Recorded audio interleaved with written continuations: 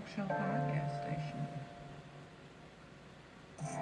And we're bringing you daily health and information,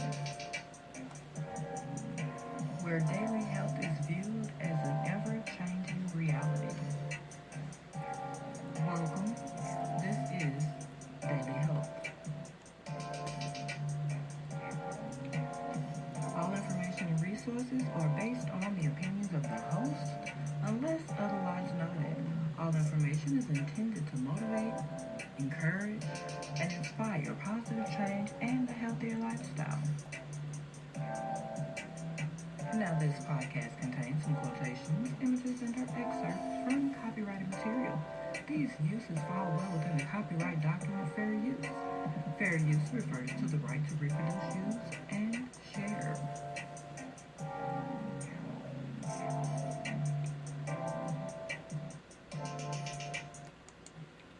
Welcome, hi. You are now listening to On One Radio, the talk show podcast station. This is Daily Health. So let's talk Daily Health. This episode is on heart health. Now, this is kind of a big one. And as we all know, we all kind of battle with this one. There are some very lucky, or should I say blessed people out there who have not had many problems with it. But this is the one thing that everyone should know, and that is important numbers when it comes to heart health. So we're going to go through these. There are 6 of them, and they are very important. Now, when it comes to heart health, it is something that is definitely ever-changing, because doctors come out with new information on a daily basis. Now, the first one is resting heart rate.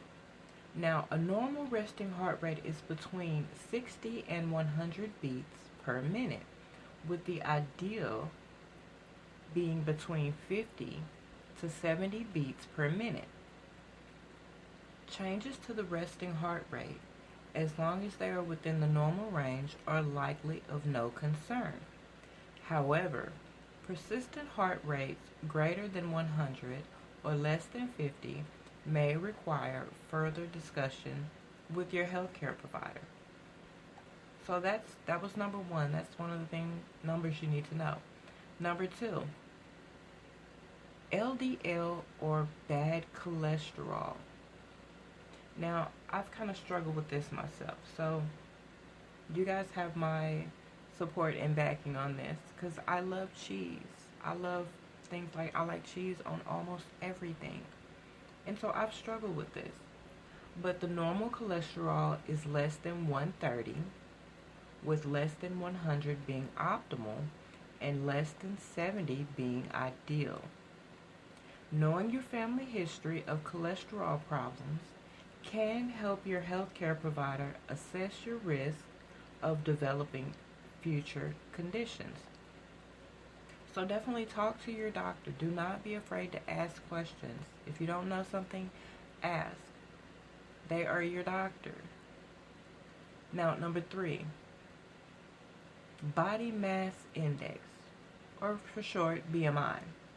A normal BMI is 18 to 25, while 25 to 30 is considered overweight and greater than 30 is considered obese. You can use your height and weight to determine your body mass index. Now, on this one, it's kind of a tough one too. It's a challenge. I mean, it's really not a one-size-fits-all thing, because there are so many people out there and everyone is shaped differently. Embrace your body, and try to maintain a healthy weight. I don't tell anyone to diet. I can't stand that word. That word carries a lot of pressure, especially when it comes to BMI. Now, there's a lot of people, traits and hereditary comes into play. Some people find it hard to lose weight. Others find it very simple. So if you can kind of get it to a level place of a healthy weight. That would be great. Definitely for your overall health. Now, number 4, systolic blood pressure. Now, a lot of people have been diagnosed with high blood pressure or hypertension. So it's kind of a diet change, an intake change, or a lifestyle change, if you will. Push back from the salt a little bit. That may help. I've had issues with this, and I've kind of changed a few things, and it does help. Now, systolic pressure is the top number of the blood pressure reading. If your blood pressure is 120/80, 120 is systolic. Normal systolic blood pressure is considered to be less than 130. So like I say, a few changes with what you eat or what you put on your food can really help. And it'll make that, a little easier dealing with the blood pressure. Now, number 5, hemoglobin A1C. Hemoglobin A1C is a marker of how much sugar is in the blood. It helps to diagnose diabetes. Normal is considered less than 6%. Your A1C levels can be checked by your primary care provider, and that's something that we all should do. I know some people don't like going to the doctor, but you definitely want to do it. Definitely every year for a physical. That is very important. So they can check your blood and check your hemoglobin, your A1C, to make sure that you're not a diabetic. And if you are, it's good to find out that you are, so you can be proactive and take preventive measures before it gets out of hand. Now, number 6, waist circumference. Now, me being female, I do not like the idea of looking at my waist or measurements or anything like that, but it is important for your health. A normal waist circumference is less than 35 inches for women and less than 40 inches for men. Waist circumference and BMI are good measures of overall health. They both speak to the body composition, or the relative measure of lean muscle to unhealthy fat. And like I said before, it can be a bit challenging, but these are all the numbers that you really need to know. Maintaining a healthy weight can ensure good heart health. Now, to achieve the best possible heart health, be sure to include a heart-healthy eating habit, appropriate exercise, and get quality sleep.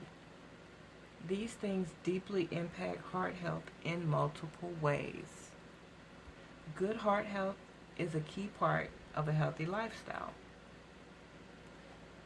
So let's go over the numbers again. So if you want to make note of this to make changes. Number 1 was resting heart rate. Number 2, LDL or bad cholesterol. Number 3, body mass index. Number 4, systolic blood pressure. Number 5, hemoglobin A1C. And finally, number 6, waist circumference. Now, I know you're saying, okay, a couple of those are kind of almost one and the same. Kind of, sort of, but they all have different categories. And let's be honest, we all want to live a long, happy, and healthy life. So in order to do that, we may have to make a few changes in order to have, like I said, good heart health. And if you make these changes, you'll slowly begin to see a difference in all those numbers. They will begin to change. You'll even feel a little bit better. You'll have a little more energy. For some people, they have less heart palpitations. And they just overall feel happy and healthy. which can brighten your mood and everything else, which is good for the heart. So take the time, go see your physician, talk to them about heart health. Any questions you may have about heart health, ask them. Don't be afraid. That's what they are there for. So like I said, good heart health is a key part of a healthy lifestyle. And I want everyone to live a long, healthy life, full of joy, happiness, and peace.